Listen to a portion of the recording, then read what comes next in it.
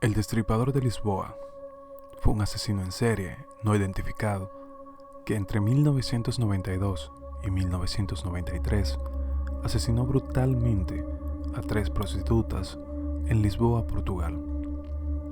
La primera víctima fue María Valentina, de unos 22 años de edad, apodada Tina, que frecuentaba la zona de las avenidas Nova, la avenida Defensores de Chaves y la avenida 5 de Octubre. Fue encontrada el 31 de julio de 1992 en una gran cabaña en Póvoa de Santo Adrião, tendida en un charco de su propia sangre. Había sido estrangulada, destripada y algunos de sus órganos internos habían sido extraídos. La segunda víctima fue María Fernanda, de unos 24 años. Fue encontrada el 27 de enero de 1993 en una gran cabaña en Entrecampos por trabajadores de la construcción ferroviaria que trabajaban en un puente ferroviario cercano. También fue destripada y algunos órganos internos habían sido extraídos. La tercera y última víctima fue María João, de unos 27 años de edad, residente del gueto de Santo Antônio de Cavaleiro, que vivía sola con 2 gatos. Fue encontrada el 15 de marzo de 1993 cerca de la ubicación de la primera víctima, que de casualidad era su propia amiga. Al igual que las víctimas anteriores, fue destripada, pero esta vez casi todos sus órganos fueron extirpados. Todas las víctimas eran jóvenes, morenas, llamadas María, supuestamente prostitutas y drogadictas, y fueron destripadas con un objeto afilado que no era cuchillo, posiblemente un bisturí. Cuando el Servicio de Prevención del Departamento de Homicidios recibió una llamada sobre el primer asesinato, los miembros de la Policía Judicial que llegaron a la escena se sorprendieron por la brutalidad del asesinato de María Valentina. El cadáver fue entregado al perito médico forense José Sombreiro, quien afirmó no haber visto nunca tal cosa en 30 años de experiencia. En las investigaciones posteriores, se reveló que la víctima era una prostituta o una drogadicta, conocida desde la infancia como Tina. A lo largo de 1992, se recibieron numerosas llamadas telefónicas y cartas anónimas sobre el asesinato. Cada una de ellas fue investigada, pero todas carecían de prueba sólida. El 27 de enero del año siguiente, el destripador atacó nuevamente, esta vez matando a María Fernanda, cuyo cuerpo fue encontrado por los trabajadores ferroviarios. En una brigada policial entera fue movilizada, pero nadie dudó que el destripador era el mismo. El cuerpo había sido destrozado, con los mismos órganos extraídos y cerca de la misma área. Esta vez el asesino también le había cortado los pechos en la cabaña de Entrecampos. En la investigación realizada por la Policía Judicial, se reveló que, como la primera víctima, Fernanda era una prostituta. La Policía Judicial abrió el caso el 3 de enero de 1993, después de la muerte de María Fernanda, investigando tanto su pasado como el de Valentina. 6 hombres trabajaron 24 horas al día en el mismo caso y a veces incluso con el apoyo del Departamento de Tráfico de Drogas, que destinó a empleados de su brigada de vigilancia nocturna. Había pistas entre Lisboa y Cascais sobre varias personas relacionadas con su pasado, pero todo era informal, sin suficientes pruebas para detener o incluso interrogar a nadie. Se lamentó el coordinador João de Saboao. La Policía Judicial sabía que el asesino en serie o los asesinos en serie volverían a asesinar y pronto, pero no tenían pistas para acusar a nadie. El 15 de marzo, lo que la Policía Judicial temía sucedió de nuevo. El destripador atacó y mató a su tercera víctima, María João.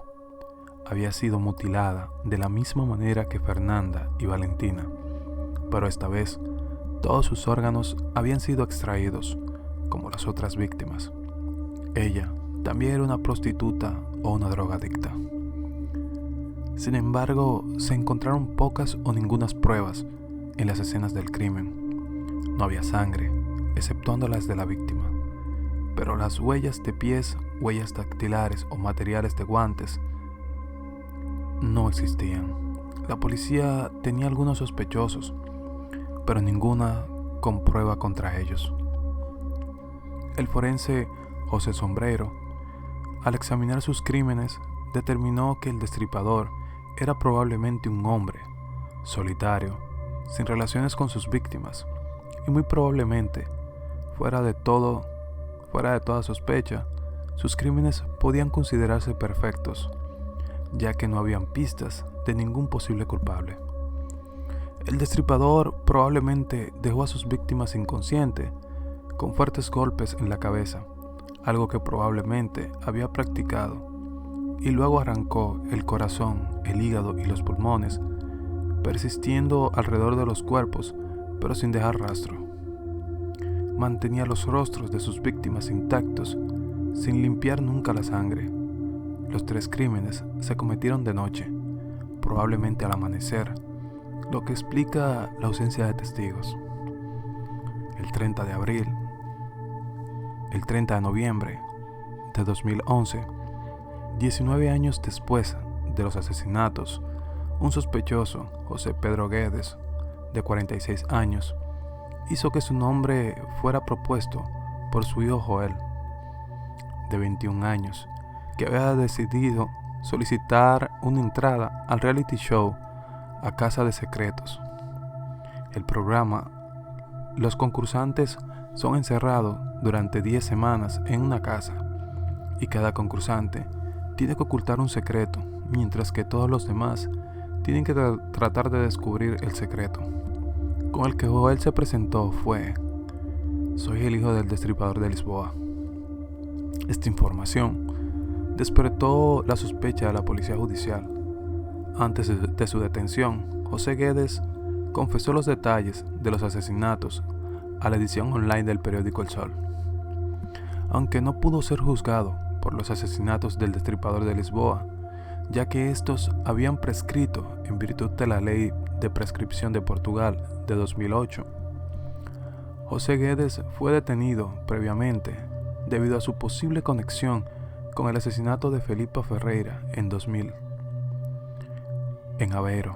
Sin embargo, una comparación entre la versión de los hechos del sospechoso y las pruebas encontradas en las escenas del crimen reveló que José Guedes no era el destripador de Lisboa.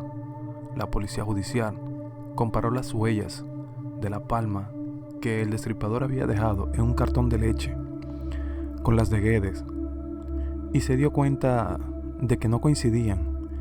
En sus versiones de los hechos, José Guedes dijo que no tenía coche y que salía a hacer autostop hasta Lisboa con amigos, volviendo en autobús a las 12 o 1 de la mañana. Sin embargo, una prostituta había informado a las autoridades que había oído a una de las víctimas del destripador llorando a la 1 de la madrugada. Guedes no pudo ser condenado por los asesinatos de Lisboa, pero aún así fue detenido en espera de nuevas investigaciones sobre el asesinato de Aveiro. En el 2013, José Guedes fue liberado por falta de pruebas. Hubo otras 2 presuntas prostitutas encontradas muertas en la misma región entre 1993 y 1997. Hubo también 4 asesinatos similares en los Países Bajos, la República Checa, Dinamarca y Bélgica.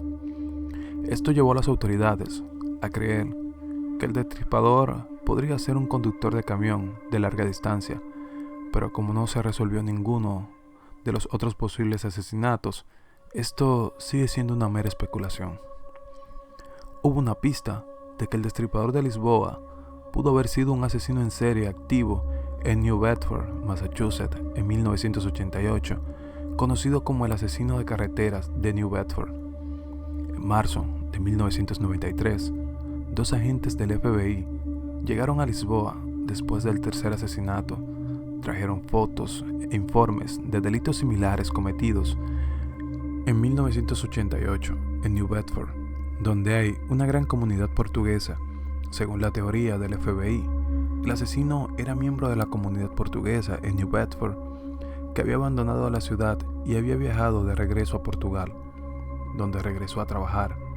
Unos días después, la policía judicial arrestó a un sospechoso, pero pronto fue liberado por falta de pruebas. Sin embargo, los cuerpos de las víctimas en Portugal fueron horriblemente mutilados y los de New Bedford no. Y dado que los dos agentes finalmente regresaron a los Estados Unidos, no se pudo establecer ninguna conexión y la identidad de ese asesino sigue siendo desconocida.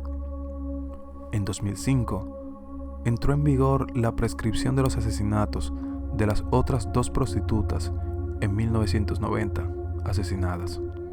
Sin embargo, investigaciones posteriores de la policía judicial concluyeron que aunque había similitudes entre los delitos, solo se encontraron pruebas para conectar los tres asesinatos de 1992 a 1993.